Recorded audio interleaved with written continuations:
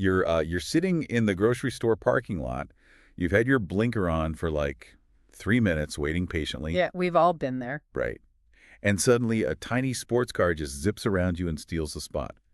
Your blood pressure, I mean, it instantly spikes. Oh, absolutely. You grip the steering wheel, you roll down the window, and you are entirely ready for verbal warfare. Yeah. But mid-shout, with your heart just pounding in your ears, you have this moment of clarity. You ask yourself, what is the actual point of this collision?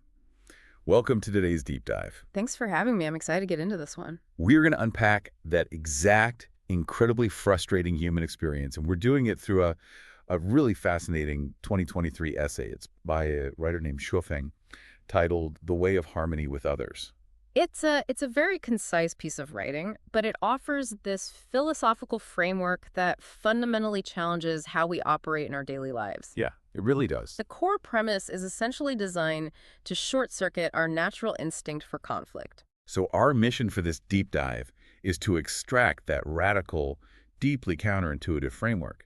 We're looking at how to handle conflict, power dynamics, and our own fragile egos. Right. Because Hugh Thing offers a very surprising answer to the question of why you get stuck in those pointless, blood-boiling arguments. Yeah. His answer is that maybe, just maybe, it's because you are the big boat in the situation. Yeah. And you are simply refusing to yield. That big boat concept is really the anchor for the entire essay. So Yufeng starts with a very literal, universally understood physical scenario from maritime navigation. Okay, set the scene for us. So out on the ocean, when a large vessel and a small vessel are on a collision course, the established rule is that the big boat must take the initiative to yield. In a literal sense, I mean, that's just physics, right? Exactly. You have a massive cargo ship and a tiny fishing boat. The cargo ship has immense mass, tremendous momentum, and, incredible structural integrity. Right, and if those two vessels collide, the people on the big boat might, spill their coffee. But the people on the small boat lose their lives. The risk is entirely asymmetrical. Which is why maritime law places the burden of preventing the disaster squarely on the party that holds the safety advantage. The cargo ship has the structural capacity to absorb the inconvenience of altering its course. Yeah, exactly. The small boat just does not have the structural capacity to survive an impact. And Shufeng takes this physical reality, this undeniable law of momentum and mass, and he extends it to the roads we drive on every day. Right. The essay points out the hierarchy of the streets. Like, cars are required to yield to motorcycles, motorcycles yield to bicycles, and every single vehicle on the road must yield to pedestrians. Because a pedestrian has zero armor. Exactly. The overarching rule is that the stronger, safer, more heavily fortified party must always yield to the weaker, vulnerable party. And the word he uses for this is humanitarianism. It's a provocative use of the term, honestly. Yeah, it is. We usually associate humanitarianism with charity, right? Building shelters, dropping food supplies, raising money. But Shofeng strips it down to its physical, structural essence. Okay, break that down for us. Well, humanitarianism in this framework is simply the act of the strong voluntarily absorbing a minor inconvenience to protect the physically vulnerable from catastrophe. Wow. It is an obligation of your mass. I mean, we easily accept that on the road because obviously a truck physically crushes a bicycle. It's undeniable. We call it defensive driving. Right. But here is where the essay shifts gears from physics to philosophy. Because applying this to ships and trucks is easy. The real challenge is figuring out how this literal law of physics translates when the collision isn't physical. Yeah. Like, what happens when the momentum is social and the mass is your ego? That transition is really the genius of the essay.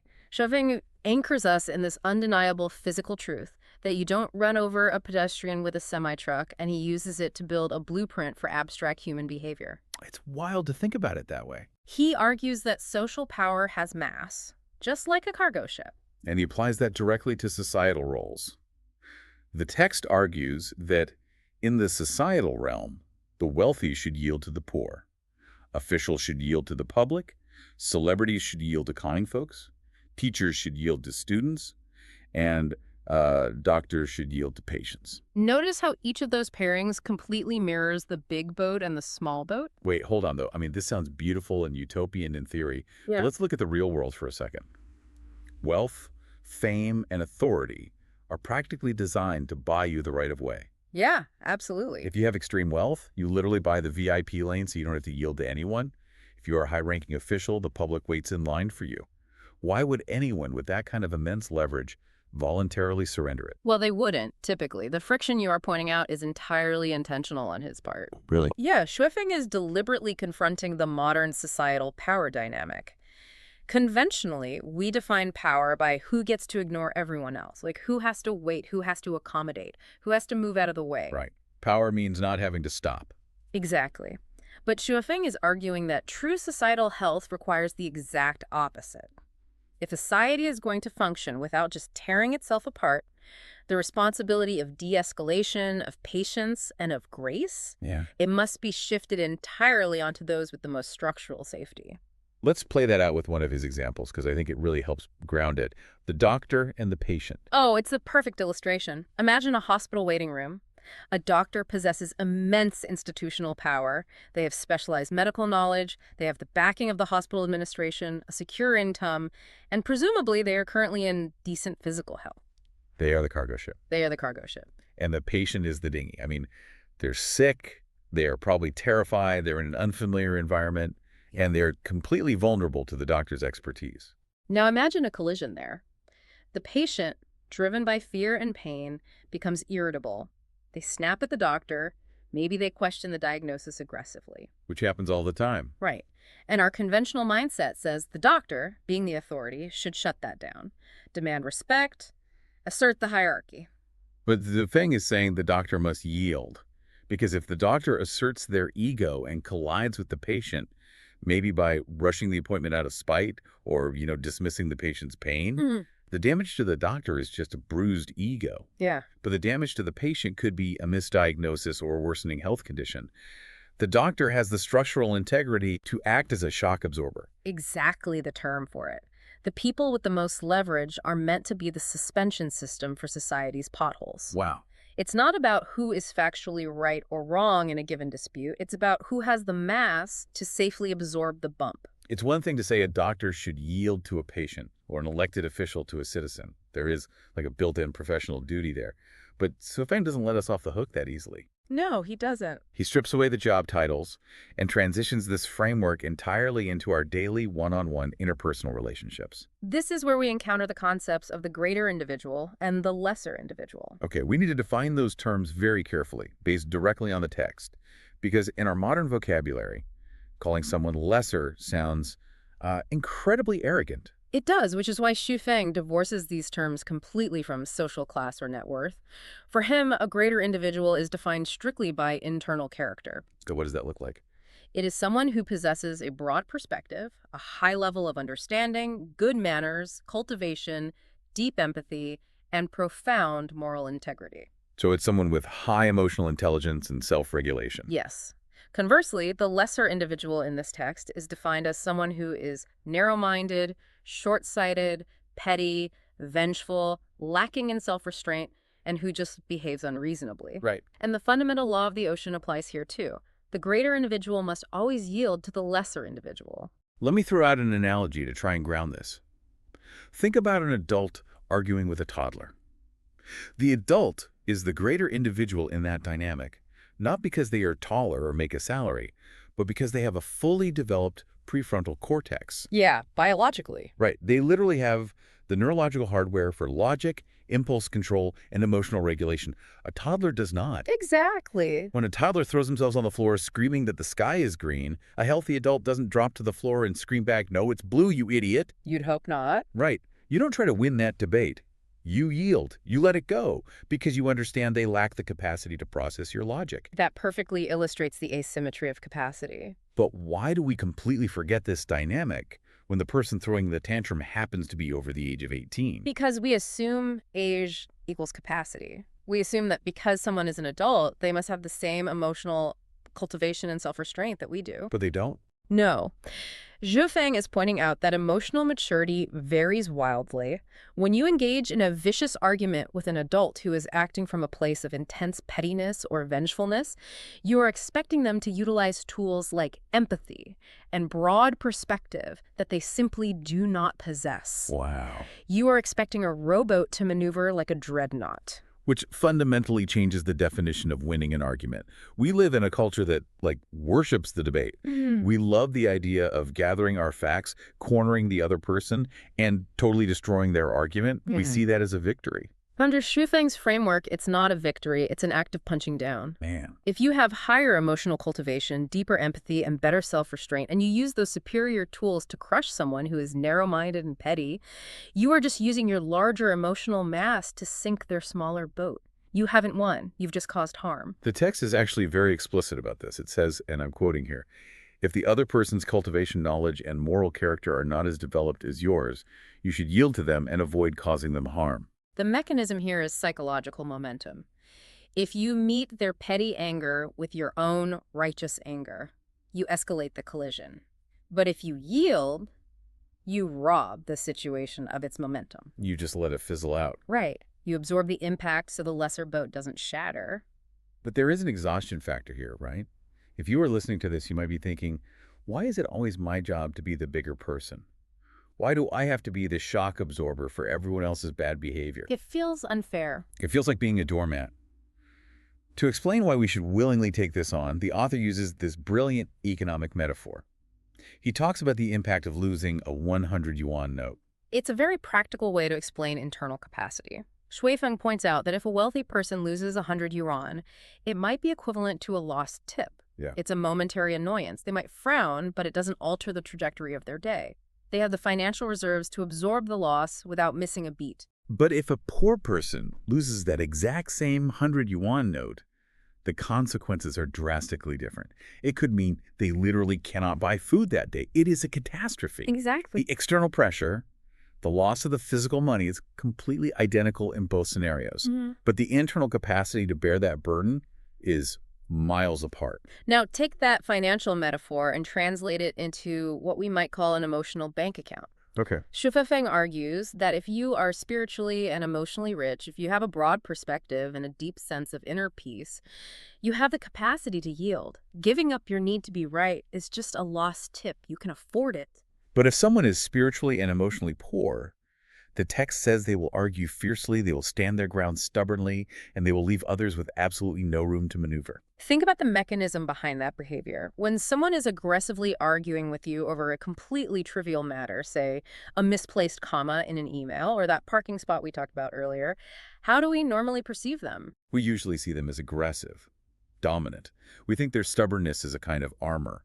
We perceive them as having this oversized ego that needs to be taken down a notch. And Shuifeng completely flips that perception. He suggests that fierce, uncompromising stubbornness is not a display of strength or dominance. It is a symptom of profound spiritual and emotional starvation. That is so counterintuitive. To that person, conceding the argument isn't a lost tip. It is going hungry for the day.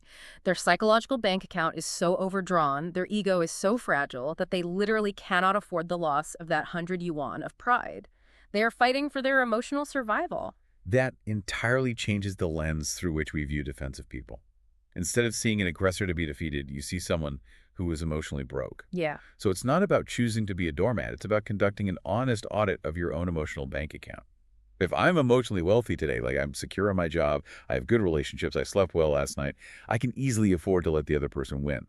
I can pick up the tab for their fragile ego because I have the reserves. Yielding becomes an investment of your surplus rather than a surrender of your dignity. But let's be realistic about human nature for a second. What happens when we are both emotionally broke? What if I had a terrible day, my ego is bruised, and someone cuts me off? Two small boats heading straight for each other in the fog. That is the tragedy of the human condition. When both parties lack emotional reserves, a collision is basically inevitable. So what's the solution? That is exactly why Shuifeng presents this as a daily practice. It requires constant self-awareness. If you realize your emotional bank account is overdrawn, your responsibility is to recognize your own vulnerability and perhaps stay off the ocean entirely until you've restocked your reserves. Just don't get in the boat. Exactly. Don't engage in debates when you know you're emotionally starved. But if you know you're the big boat in a given situation, your duty is absolute. And if you forget that duty, if you decide that you just really need to teach this petty person a lesson, The essay offers an incredibly stark visual for what happens when you abandon your post as the big boat. It's the ultimate litmus test for engagement. Ah, the pig metaphor. I love this part so much. He writes, if you see someone endlessly arguing with a pig, there's no need to analyze further. The person who is arguing with the pig shares the pig's consciousness and understanding. It's a brilliant, humorous image because the absurdity does all the heavy analytical lifting for you. You intuitively know that you cannot use Socratic logic on a pig. No. You cannot appeal to a pig's sense of fairness or morality. A pig operates entirely on instinct and immediate gratification. So if you are standing in a pen, red in the face, passionately trying to win a debate against a pig, the problem isn't the pig. The problem is your own catastrophic lack of awareness in that moment. It functions as a mental circuit breaker. We've all been tempted to jump into the comments section on an internet post and correct a total stranger who is being irrational and insulting. Oh yeah, it's like jumping into a mud pit to wrestle. Even if you use superior logic and technically win the wrestling match, you are both standing there completely covered in mud. Right. But the vital difference is the pig actually likes the mud. The pig is right at home. You are the one who ruined your clothes for no reason. You lowered your consciousness to match theirs. This is how you apply the pig test in your daily life. Before you engage in a dispute, assess the other person's current state of cultivation. Yeah. If they are acting from a place of sheer pettiness, vengeance, or unreasonableness, they are in the mud. By choosing to argue with them, you are voluntarily shrinking your massive cargo ship down to a tiny, fragile dinghy just so you can experience the thrill of crashing into them. You are intentionally bankrupting your own emotional bank account just to prove you have a point. And Stufang concludes the essay by placing this choice on a cosmic scale. He introduces an ultimate hierarchy of beings to map out exactly what yielding actually represents. He brings in the concept of celestials and Buddhas. He states, quite definitively, that celestials and Buddhas always yield to others. They never engage in arguments. Never. And he says anyone who argues with others is certainly not a celestial or a Buddha, but a mortal or a worldly person. Think about the mechanics of transcendence here. A mortal argues because a mortal is inextricably attached to their ego. They are attached to the validation of being right. They are fiercely clinging to that 100 yuan of pride because they feel incomplete without it. But a Buddha yields because they have limitless internal capacity. It takes immense, unshakable strength to let someone else be wrong and to let them walk away thinking they defeated you. Yielding is the ultimate proof of transcendence. Walking away from a petty grievance, absorbing the friction of someone else's bad mood without needing to correct them, is elevated from a passive act of avoidance to an active practice of spiritual mastery. It's an incredible progression. Let's trace the arc of what we've covered today. We started with the undeniable physical physics of the ocean. The big boat must yield because it has the mass and momentum to prevent a disaster that would destroy the small boat. And we saw how that physical reality translates into a societal obligation. The wealthy, the powerful, and the influential are called upon to act as the shock absorbers for the vulnerable, rather than using their leverage to demand the right of way. We then stripped away the job titles and looked at our interpersonal lives, realizing that the greater person isn't the one with the most authority, but the one with the most emotional cultivation. We explored the economics of the ego, the profound realization that stubborn, aggressive arguing is usually a symptom of emotional starvation, a desperate attempt to protect a fragile, overdrawn emotional bank account. And finally, the pig test. The stark reminder that arguing with a lower consciousness simply drags you down into the mud pit, forcing you to abandon your own emotional wealth. So the next time you feel that desperate, burning urge to prove you are right in a petty dispute, whether someone steals your parking spot or a colleague sends a passive-aggressive email pause, for 1 second. Just 1 second. Ask yourself, am I the big boat in this situation? Because if you are, the most powerful, transcendent thing you can do is let the small boat pass safely in the night. It is the only way to navigate the world without constantly causing wreckage. But, as always, we want to leave you with a final thought to mull over, something to test the boundaries of this philosophy. If yielding is the ultimate sign of spiritual wealth and the definitive proof of being the greater person, what happens to a society if everyone actually achieves this? If two people meet at a narrow doorway and both are infinitely emotionally wealthy, do they just stand there forever, constantly yielding to one another? If the entire world becomes the big boat, does the hierarchy of greater and lesser eventually dissolve entirely? Does society grind to a halt, or does it finally exist in perfect harmony? something for you to navigate the next time you find yourself out on the water.